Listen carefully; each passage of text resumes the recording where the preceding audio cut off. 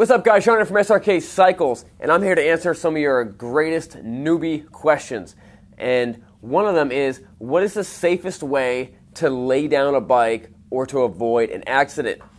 And this is one of those goofy questions that only new riders kind of ask. And if you were, and I'm assuming, maybe I'm wrong, but I'm making an assumption that you are currently not sliding out of control, about to wreck your bike, and then texting this question to me as it's happening. So it's one of those preventative maintenance, preventative occurrence type of answers. I'm going to give you an answer that you're supposed to do way before you're in the situation. Think of this. Think of a marriage. If you were asking, how do I save my marriage while you're at court signing the divorce papers, you would give one answer. If you ask that question before this, months or years before when you just got married, how do I save my marriage? I'm going to give you a completely different answer.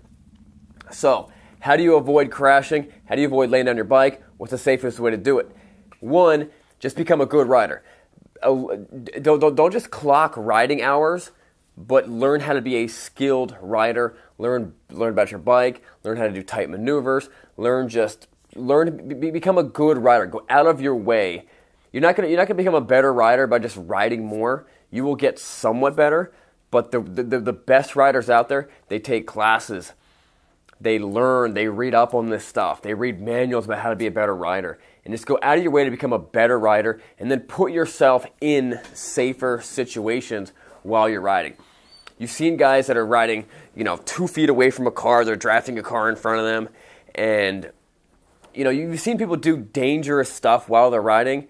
And then on the opposite side, you can do safe things while you're riding. Put yourself in safe placements, Just learn how to be a good rider. That's the best way to avoid accidents and not wreck your bike. We'll see you guys next time. Don't forget to subscribe. And if you have any questions, new rider questions, leave them in the comments. We'll hit it up on the next time.